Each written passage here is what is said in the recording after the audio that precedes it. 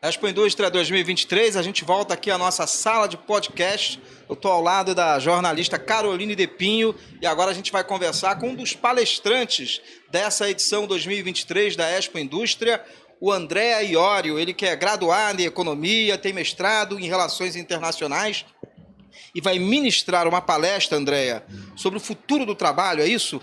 O que vai falar, o que você vai conversar com o público sobre esse assunto? Perfeito. Primeiramente, muito obrigado pelo convite. Estou muito feliz de estar aqui em São Luís nesse evento que me surpreende pelo tamanho, então fiquei muito positivamente impressionado. Do que a gente vai falar hoje à noite? Realmente um pouco dessa visão do futuro do trabalho e dos trabalhos do futuro, que é um trocadilho que eu uso para chamar esta palestra, onde a gente vai descrever um pouco qual o novo leque de habilidades e competências que irão fazer de um bom profissional no mercado do trabalho do futuro. A primeira estatística que eu trago é que um relatório da Dell recente aponta que 85% dos trabalhos que existirão em 2030 nem foram inventados ainda. Então, primeiro, a maioria deles não foi inventada. E aquele 15% que já foi inventada, médico, radiologista, advogado, o que for, imagina o que irá fazer em 2030. Então, a gente está diante de um mercado do trabalho altamente imprevisível, onde o impacto da tecnologia além de ser também imprevisível, é muito profundo. E é profundo ao ponto de substituir alguma de nossas capacidades no ambiente de trabalho. Se a gente achar que somos melhores profissionais hoje, ainda só porque sabemos mais das coisas, porque trabalhamos mais duro, porque temos mais experiência, ou até se somos mais inteligentes, tem uma má notícia, ou seja, a tecnologia já faz tudo isso melhor do que a gente. Então, seremos todos substituídos? Não, necessariamente, na medida que a gente desenvolver esse renovado leque de competências e habilidades, que, de forma muito breve, para mim, são muito vinculados às habilidades técnicas, hard skills, competências técnicas que precisamos terceirizar para a tecnologia, para podermos focar mais nestas habilidades socioemocionais, que muitas vezes são chamadas de soft skills, e irão estar à base dos trabalhos do futuro. Aí o ser humano é o protagonista da história da humanidade, não vai deixar de ser, pelo que tu estás falando. Quais são as principais experiências que tu pode trazer para a gente, compartilhar, que tu traz do Tinder, né, da L'Oréal? Fala aí para a gente um pouquinho. Perfeito. Não, tem algumas que são interessantes para esse futuro do mercado de trabalho. Por exemplo, na L'Oréal a gente notou, por exemplo, que ainda mais nas lideranças, mas em profissionais de todo tipo, ainda mais nas lideranças, se enraizaram algumas crenças vinculadas a seus sucessos passados, a muito tempo de casa, aquelas crenças que normalmente no ambiente de trabalho a gente sempre responde, mas sempre foi assim, por que mudar, né? Mas meu cliente não vai querer aquilo. Não, mas por que deveríamos inovar se as coisas estão indo bem? A gente, tem sempre muita resposta aos novos questionamentos na área de negócios. Então a gente notou isso e a gente achou que isso era muito limitante num ambiente de trabalho que estava mudando. Então a gente implementou uma prática de mentoria reversa. O que a gente fazia? Em vez de serem os líderes a mentorarem os nossos jovens talentos e aprendizes, a gente colocou jovens aprendizes a mentorarem os líderes com mais tempo de casa. E às vezes era uma sessão da qual os líderes saíam entendendo como funciona o TikTok, baixando vários novos aplicativos, entendendo mais sobre a geração Z e como ela consome. E isso ajuda, no futuro do trabalho, conectando o tema de hoje, a termos a cabeça muito mais aberta, de novo, diante dessa tamanha imprevisibilidade. E esse é, de novo, apenas um exemplo. Poderiam ter outros exemplos relacionados à gestão de equipe, quando tudo migrou para o trabalho híbrido, na verdade, no começo, 100% remoto, começou a criar-se um grande problema de confiança. A gente cria confiança no ambiente de trabalho, não é na sala de reunião, mas é na sala do cafezinho. Como recriar a sala do cafezinho em ambientes virtuais?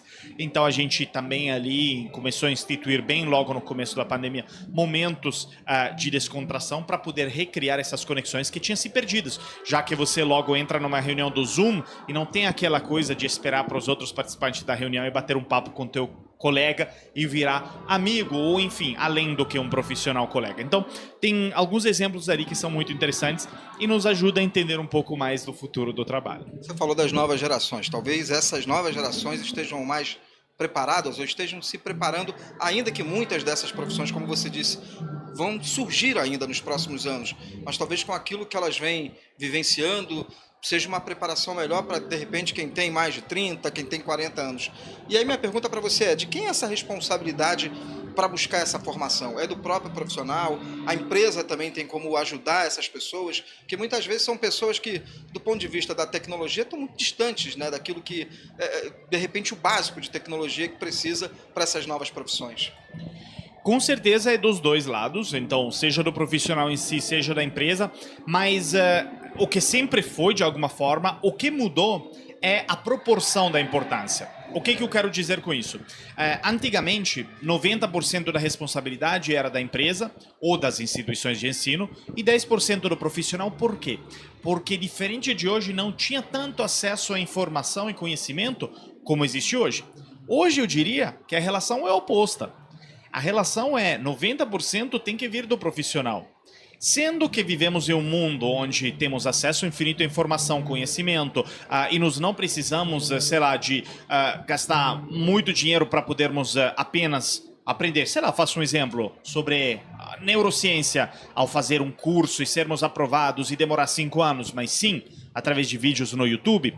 E não estou dizendo que eles vão ter a mesma profundidade de um curso de 5 anos de graduação ou pós-graduação. Estou apenas dizendo que se a gente quer aprender os fundamentos da neurociência, a gente tem muito mais facilidade.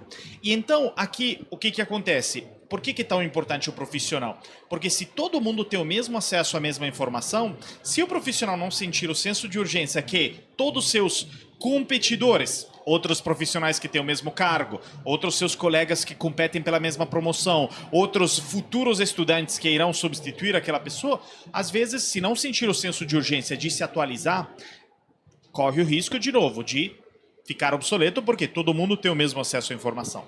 Então, de novo, eu acho que a responsabilidade a cada vez mais recai sobre o profissional. E ele ou ela não tem mais aquela desculpa de dizer, não, mas a empresa não investe em programa de formação. Tudo bem, mas eles, para mim, hoje contam 10 ou 20% do desenvolvimento total que um profissional deveria ter. Então já não tem mais desculpa. André, e como é que a gente lida, como é que tu enxerga isso? Conciliar a vida pessoal, a vida profissional, num ambiente de trabalho extremamente dinâmico e de transformação digital? É um desafio hoje. Quando a gente olha para o primeiro impacto da pandemia, né, essa aceleração para o trabalho remoto, em vez de ter sido algo bom, na verdade, ele acabou sendo excessivo e levar a taxas de burnout nunca vistas antes, bem no meio da pandemia, ao ponto que empresas tiveram que intervir. Lembro de um caso da Natura.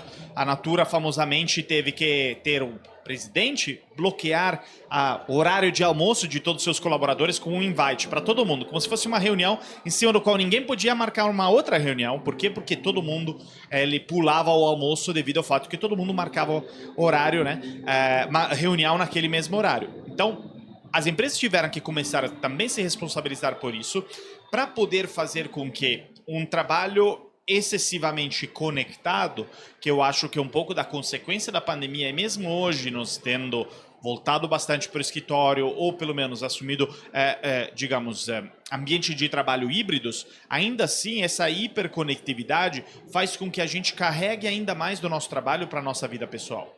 Então, quanto mais a digitalização avança, mais corremos o risco de levar o nosso trabalho para casa, e se a gente não impor alguns limites e não aprendermos a trabalhar melhor isso, as taxas de burnout e de, inclusive, transtornos psicológicos que a gente acarreta do trabalho, eles vão só aumentando. Então, por isso, inclusive, a cada vez mais se fala abertamente de saúde mental no trabalho. Por um lado bom, a pandemia também trouxe isso, um burnout tão alto que começou a se falar de algo que era tabu. Falar sobre isso. Exatamente. Exatamente, era um grande tabu até então. Então, pelo menos hoje se fala, e ao se falar, se entende que as empresas têm que colocar alguns limites que, só o último ponto, se notou, não necessariamente prejudica a produtividade do colaborador. Pelo contrário, melhoram. Por quê? Porque um colaborador feliz e saudável, mesmo trabalhando um pouco menos horas, ele é muito mais produtivo do que um trabalhando 12 horas e começando a ter um casamento que desmorona em casa, e não ver os filhos, e se sentir mal consigo mesmo, e estar muito estressado, e aí desenvolver até doenças crônicas. Então, eu acho que esses são temas muito importantes também para o futuro do trabalho. André, o nosso tempo esgotou, né? Eu só queria um registro rápido para você. falando de inteligência artificial, Sim. né? O que isso define para esse futuro do trabalho, né? As pessoas precisam investir também nesse tipo de conhecimento? Com certeza, pelo menos não conhecimento técnico, mas pelo menos um entendimento do impacto da inteligência artificial em sua área de trabalho. O que eu quero dizer?